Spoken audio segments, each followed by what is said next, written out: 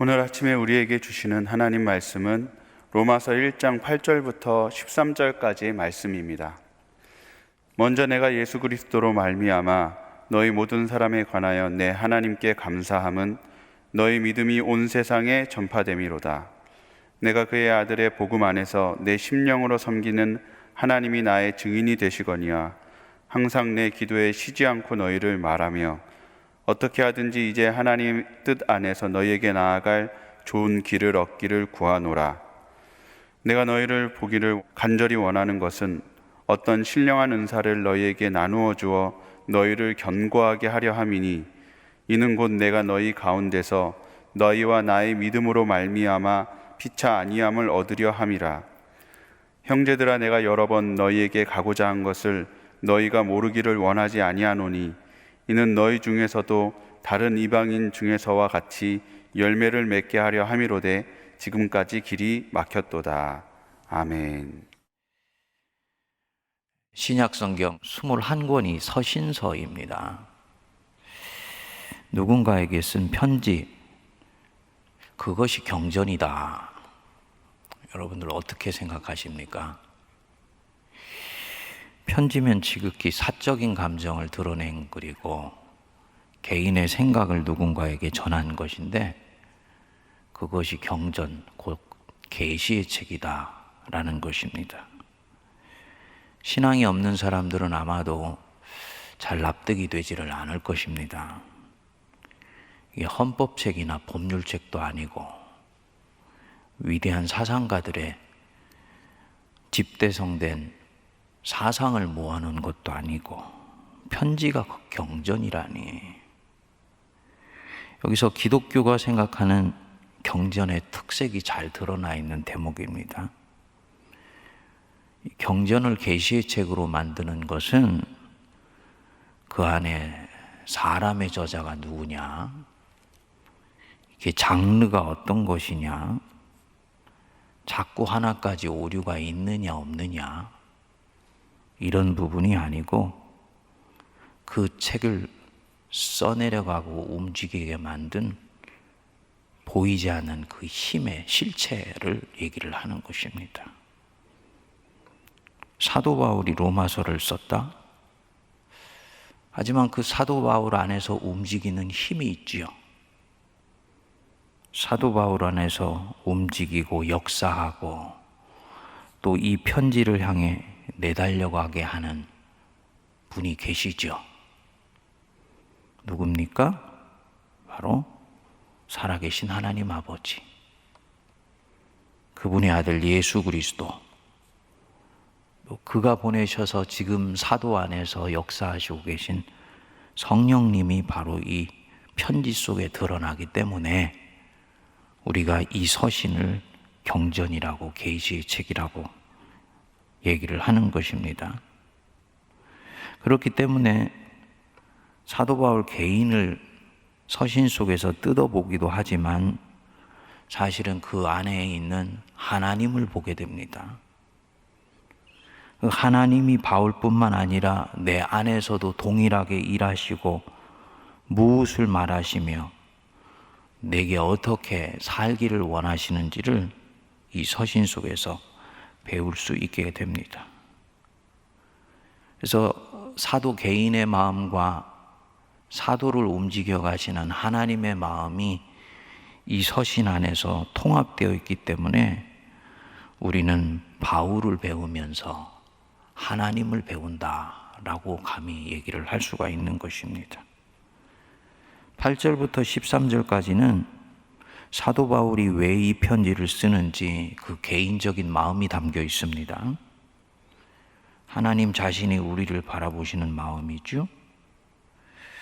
편지에 노골적으로 드러나 있지는 않습니다만 바울은 로마 제국 한복판에, 그것도 로마의 수도 한복판, 황제가 직접 다스리고 있는 영토 안에 교회가 세워져 있다는 사실에 대해서 굉장히 흥분하고 있습니다.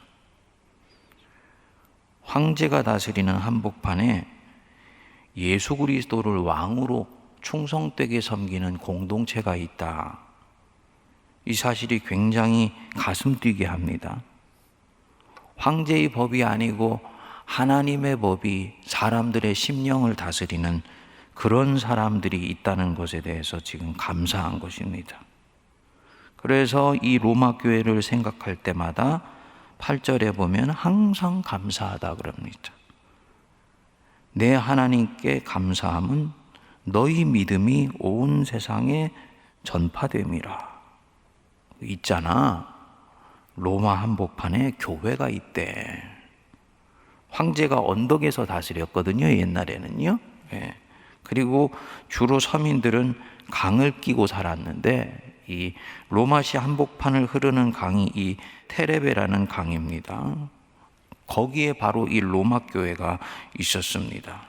모든 사람들이 다 황제가 있는 언덕을 바라보며 살아가는데 그 황제 저편, 저 위편에서 이 세상을 통치하시는 하나님께 충성하는 사람들이 이미 있대. 이 사실 자체가 이 로마 제국의 변방에 있는 교회들에게는 굉장히 큰 힘이 되고 위로가 되었던 거지요. 그래서 이 로마 교회를 생각할 때마다 너희 믿음이 온 세상에 전파되는 것에 대해서 나는 항상 감사하다. 그래서 9절에 보시면 자신이 세운 교회를 위해서 기도할 때마다 항상 쉬지 않고 직접 본인이 세우지는 않았지만 이 로마 교회를 놓고 기도한다고 얘기를 합니다. 그리고 어떻게 하든지 이들을 한번 보고 싶고 만날 기회를 가질 수 있게 되기를 늘 나는 갈망하고 있다. 언젠가는 내가 너희들 한번 꼭 보고 싶다. 무슨 비즈니스를 하려고 하거나 이들에게 도움을 받으려고 하는 것이 아닙니다. 11절을 한번 보시지요. 내가 너희 보기를 간절히 원하는 것은 어떤 신령한 은사를 너희에게 나누어 주어 너희를 견고하게 하려 함이다. 하나님께서 자신에게 부어주신 신령한 은사, spiritual gift, 영적 선물, 그것이 설교를 통해서 하나님이 어떤 분이신지를 드러내는 것이건 자기의 신학 사상이건 자신의 하나님 체험이건 이런 것들을 나눠주어서 이들을 견고하고 단단하게 세워주고 싶다. 그게 내가 너희들을 보고 싶어하는 이유다. 이런 것입니다.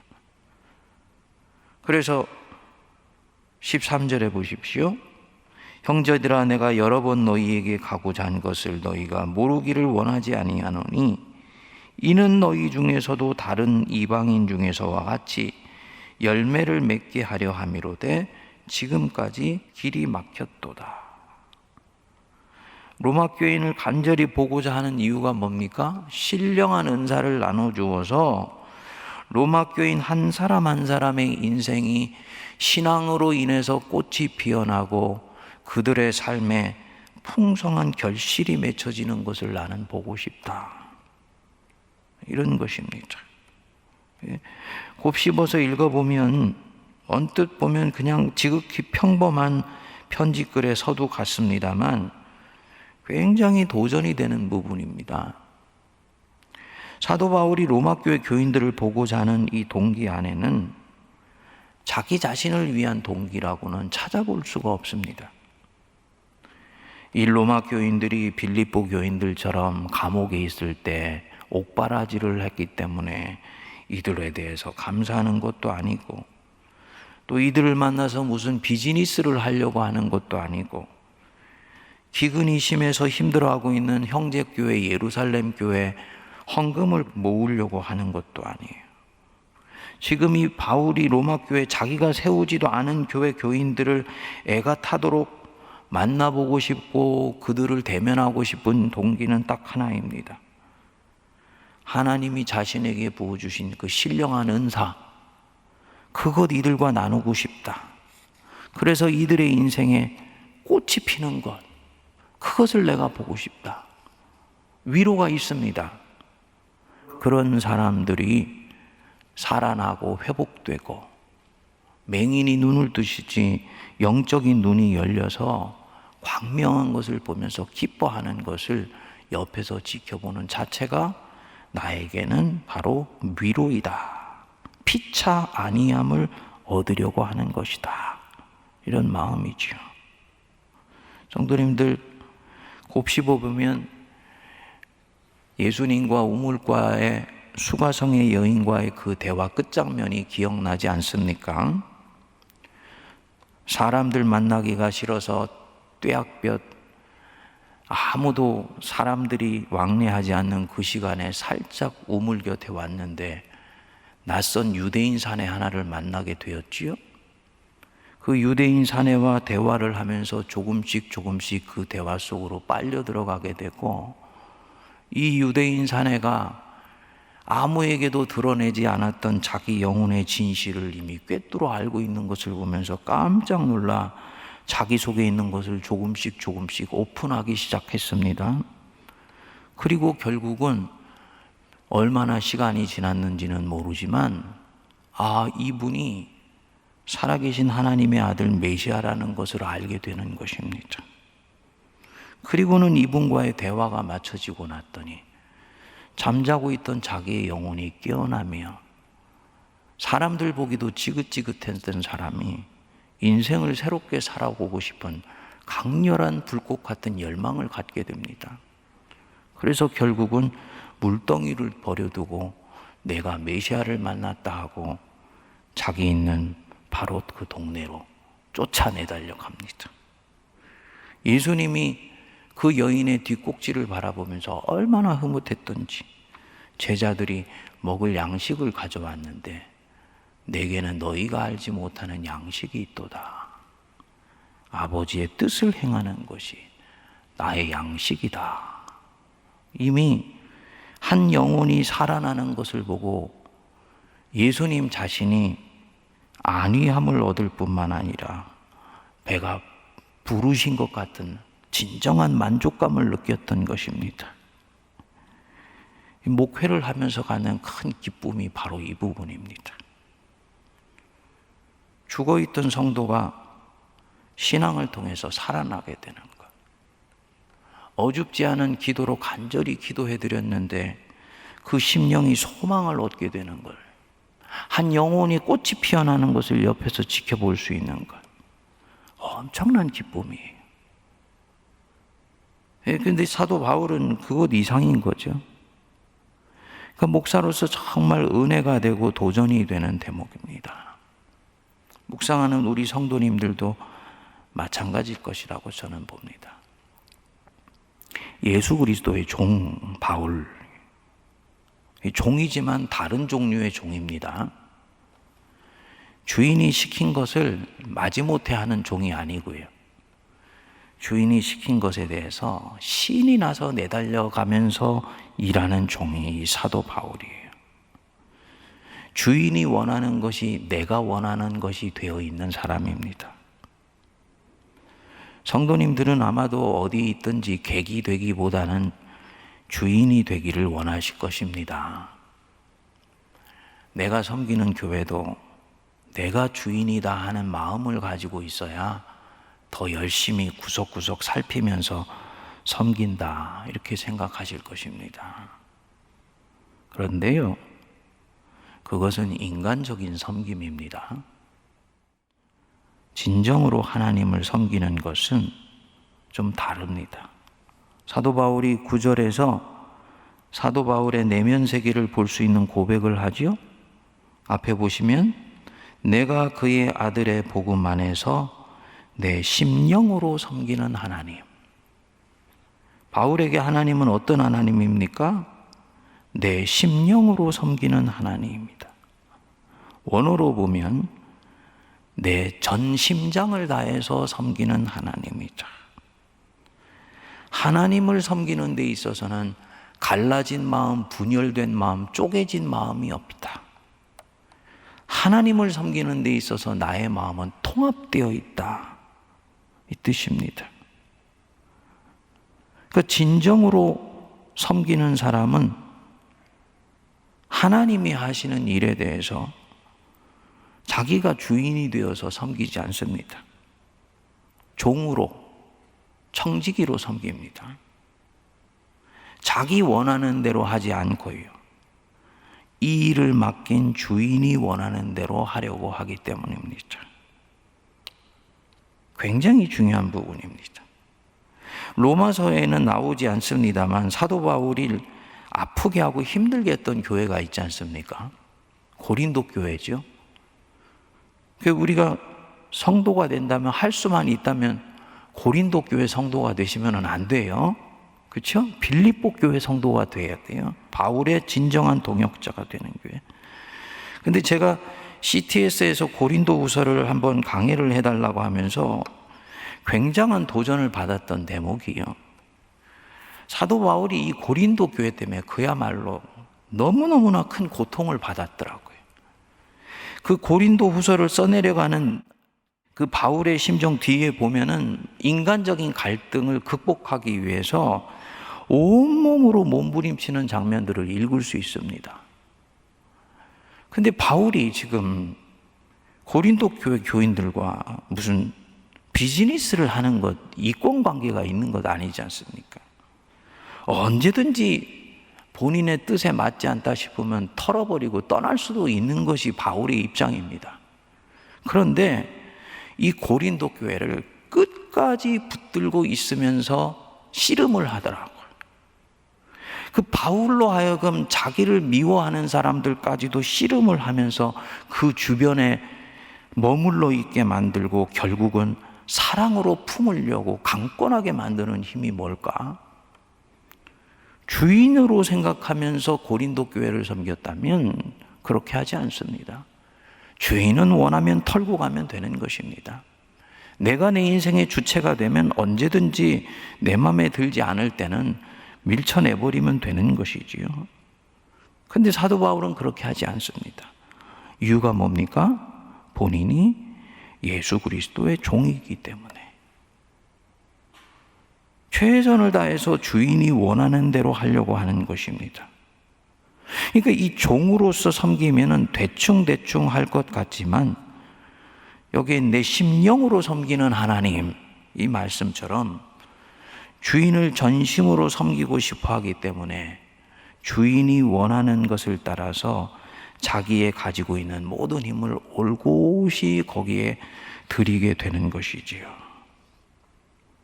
사도 바울이 로마 교회에 가보고자 하는 마음을 한번 다시 들여다보시기 바랍니다. 사적인 욕심이 없지요.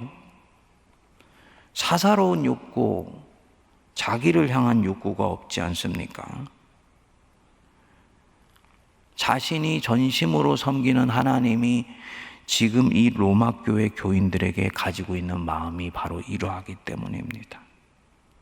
어떻게 하든지 자기 백성에게 신령한 은사를 나눠주어서 이들이 세상의 종이 되지 않고 황제 앞에서 살고 있지만 황제를 뛰어넘어서 인생의 꽃을 피우는 사람들이 되도록 하고 싶다. 바로 그 하나님의 심정으로 바울은 이들을 대하고 있습니다. 성도님들, 말씀을 전하는 목사인 제가 깊이 배울 대목이고요. 또 우리 성도님들 한 사람 한 사람이 자기 인생에 대해서, 서로에 대해서, 교회를 대하면서 마음을 살필 대목이라고 저는 봅니다. 오늘날 교회 안에 깨끗하고 순전한 마음으로 서로를 대하는 모습이 너무나 많이 사라졌습니다. 우리는 우리 자신 속에서 이미 상대방을 대하는 아젠다가 너무 많이 있습니다. 저 사람이 어디 출신이냐, 어디 동문이냐, 요즘에는 나하고 정치적인 신념을 같이 가지고 있느냐, 이것이 나와 같은 주님을 섬기고 있다는 사실보다도 훨씬 더 중요한 것이 되었다면 우리는 내 심령으로 섬기는 하나님의 마음으로 지금 내 백성, 내 형제를 보고 있지를 않은 것입니다. 이게 바로 오늘 바울이 로마 교회 교인들을 바라보면서 그 마음을 우리가 엿보면서 받을 수 있는 도전입니다. 인간적인 아젠다, 세상이 우리에게 가르쳐준 가치관은 그거는 왔다가 가는 것입니다. 어느 순간에 있어서는 가장 중요해 보이는 것이 50년, 100년 지나면은 가장 중요하지 않은 것이 되어버리기도 합니다. 하지만 어제나 오늘이나 내일이나 우리 주 예수 그리스도는 동일하시고 그분은 영원하십니다. 그리고 그분을 믿는 우리의 마음도 동일한 거예요. 그리고 그 마음으로 상대를 대하는 우리 자신의 순절한 마음도 영원하다고 믿습니다. 주님이 저 사람을 어떻게 대하시고 있는가, 이 마음으로 한 영혼에 집중할 수 있게 되기를 바랍니다. 큰 거 놀라운 거 우리가 하려고 하지 말고요. 바울이 내 심령으로 섬기는 하나님, 그분이 내가 세우지 않은 이 로마 교회에 대해서 가지고 있는 그 간절한 마음으로 나도 내 옆에 있는 형제를 대하며 자매를 바라보며 순전하고 깨끗한 마음으로 서로를 대할 수 있게 해달라고 기도하며 자기 심령을 주님 앞에 새롭게 올려드릴 수 있게 되기를 바랍니다. 기도하겠습니다. 우리 주 예수 그리스도의 크신 은혜와 하나님 아버지의 무한하신 사랑하심과 성령님의 위로교통 감동 감화 역사하심이 주 앞에 일찍 나와 발견되므로 전심으로 섬기는 하나님과 함께 하루를 시작하는 모든 거룩한 백성들과 그들의 삶의 자리 위에 그리스도의 몸된 우리 세문안교회와 이 나라 이 민족과 저 북녘과 온 세계 위에 이제로부터 영원토록 함께 하옵시기를 간절히 축원하옵나이다. 아멘.